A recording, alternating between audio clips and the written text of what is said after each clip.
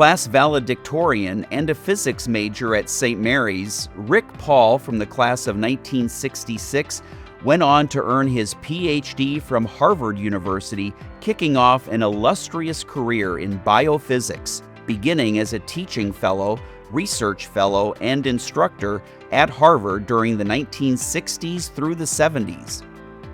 Focusing on physiology, he primarily spent his career at the University of Cincinnati, but he also worked globally at Heidelberg University, University College London, University of Leuven, and Monash University.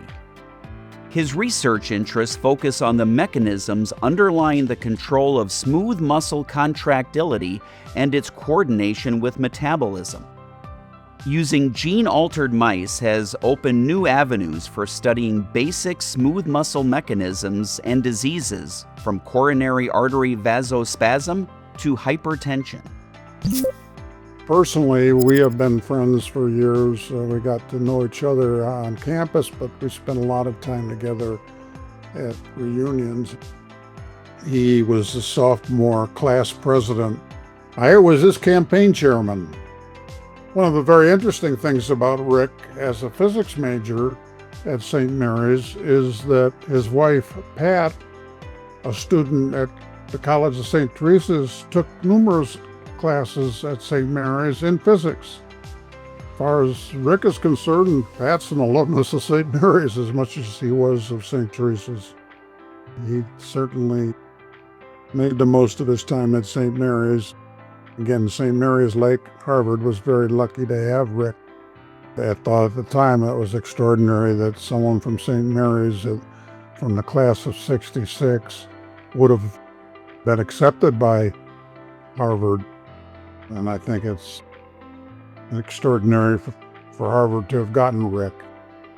All around, he's just done extraordinarily well everywhere he's been.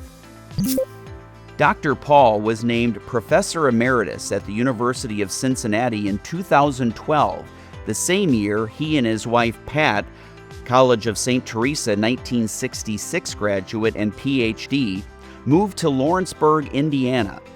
He remains active with the university, working with a master's program to help students successfully apply for medical school.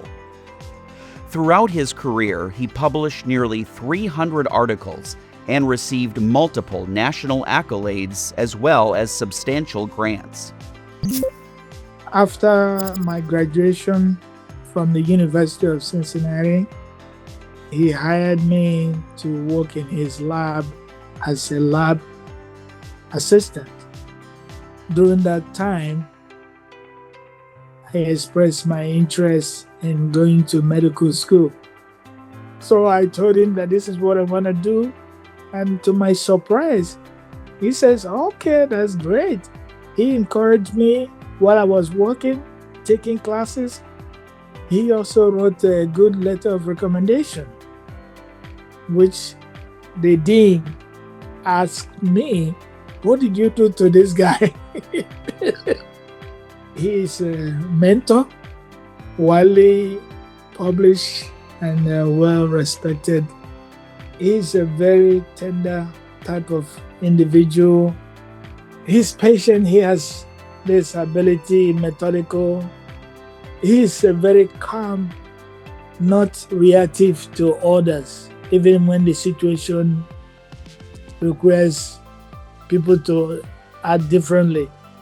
That has helped me, especially in my career as anesthesiologist. And there's a lot of students and colleagues that probably will say the same thing I'm saying about how he mentored them and made them who they are today.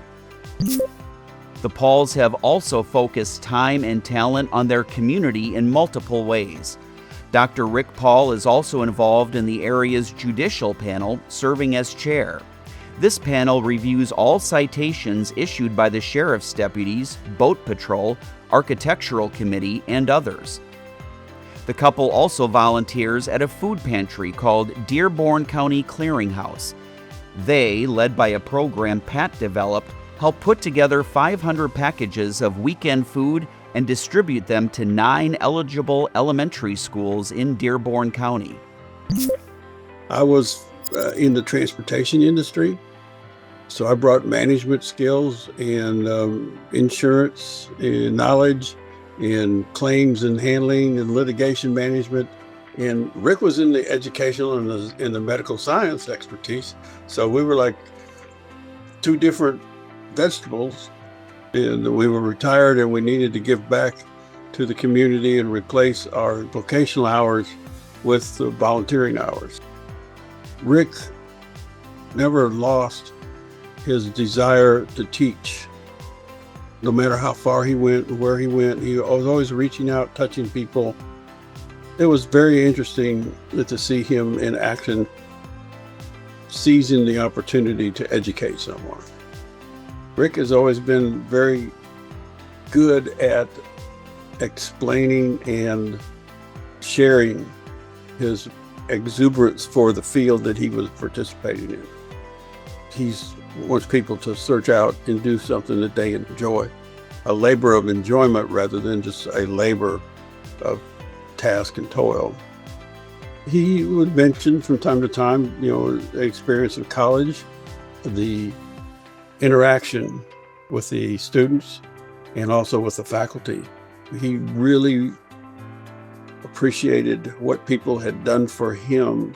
He thought he was going to Notre Dame for graduate school, and he had a faculty member that says, "Oh no, you're going to Harvard." Yeah. The couple has frequently generously contributed to St. Mary's, where Pat also attended, including to Aquinas Hall, establishing a seminar room in their name. More recently, they have supported the First Generation Initiative program, motivated by the fact that they are both first-generation graduates, and they plan to recognize St. Mary's in their will. The couple has expressed they want to recognize and honor the professors who inspired them as students at St. Mary's. Well, first of all, congratulations to both he and Pat, because I can sure he will tell you that this award is in honor of both of them. I am happy that you gave me this opportunity, because I've not had the opportunity to express my appreciation, and I wish him good luck and continued success with whatever he does.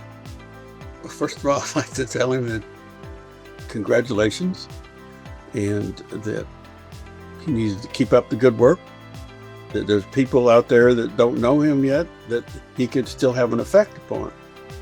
Keep up the good work, keep it going. There's still a tomorrow for everybody.